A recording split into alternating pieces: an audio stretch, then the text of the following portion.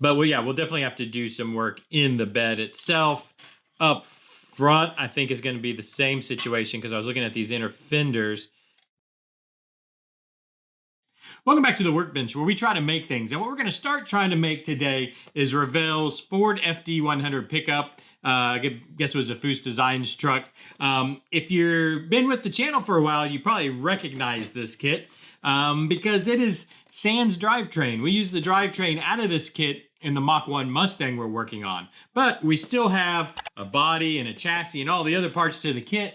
So I figure let's make something out of it. Now, if you've also been with the channel for a while, what I wanted to do, or you already know what I wanted to do, which was put a aftermarket chassis in it that was notched for airbags.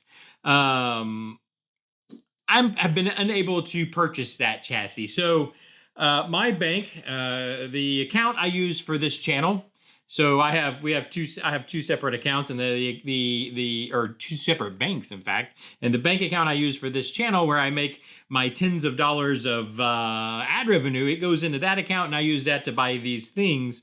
It does not want to pay for a purchase out of Canada. It thinks it's a fraudulent charge. It thinks somebody stole my card and is in Canada trying to make this purchase, even though I've told them, no, it is me. So I guess it leaves me, I think I have three options to make the chassis work for this build that we want to do, or at least that I want to do. You guys probably don't want to do it at all, but at least I do. And I see three options. One is I buy my own resin printer because the PDF file to print it is out there. I've found it, the exact file.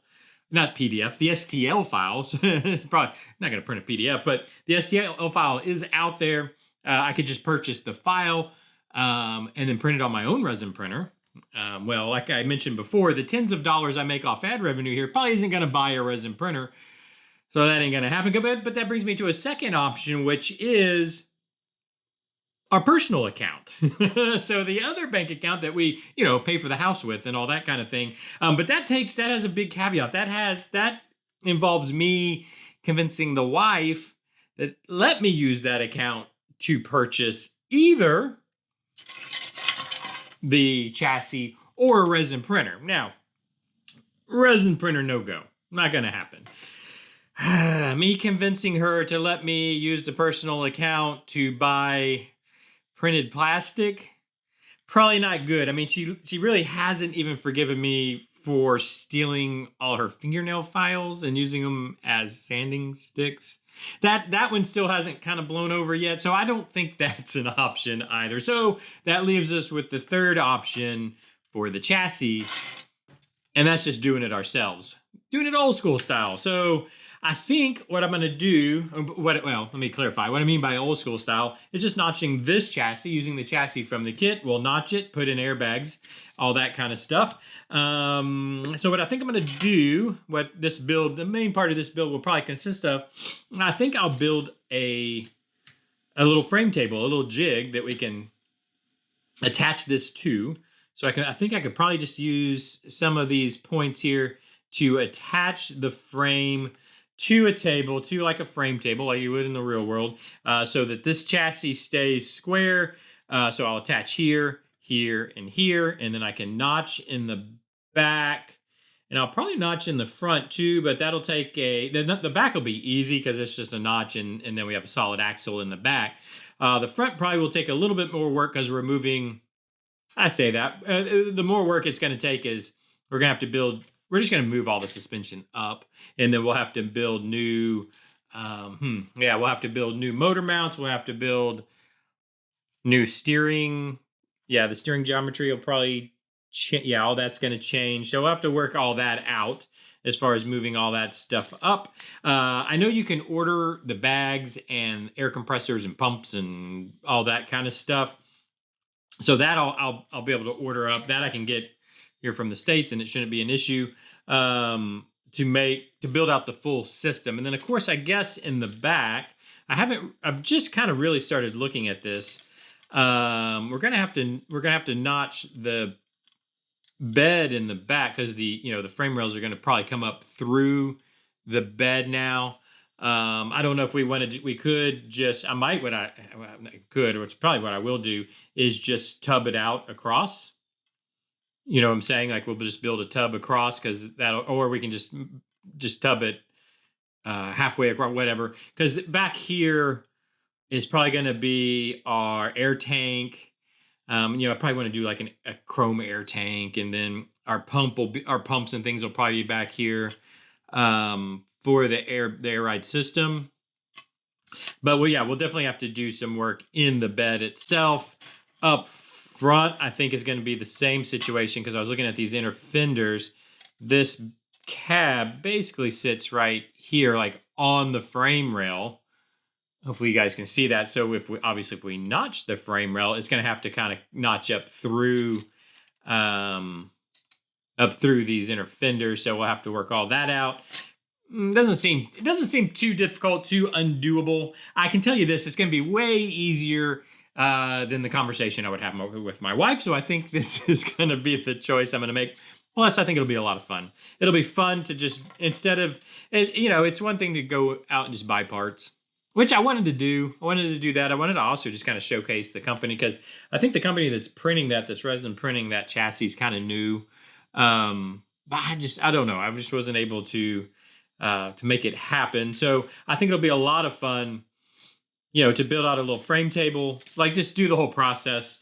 It's not something obviously that I do a lot, so we'll probably learn a lot through the process.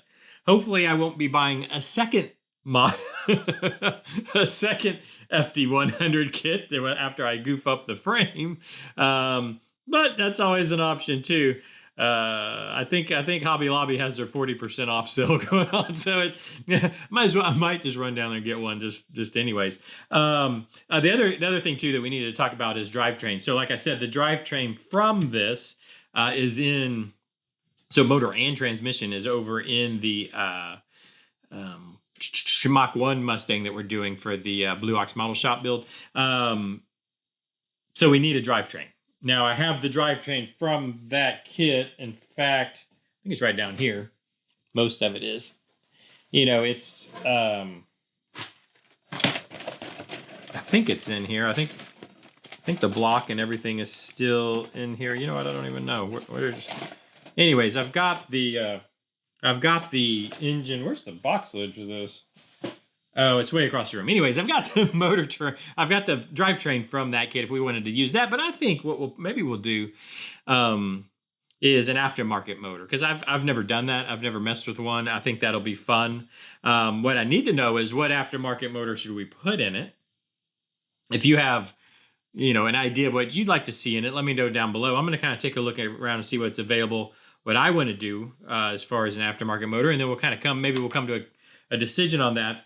Because we are going to have to build out motor mounts and whatnot for it. And we're going to have to move up. Well, maybe not. I don't know. We'll have to figure out how we're going to work in the motor. Because actually we want the motor we don't want the motor to move up we want it to stay at the same location. So we might notch this up, move our A-arms up, all that up. And then, I don't know. We'll have to figure it out. I don't know. Let me know what you think or how you would do it down in the comment section. On my end, I'm going to start, when we get together next time, I think we'll have this all jigged up, ready to go to start cutting and notching. I don't have square stock.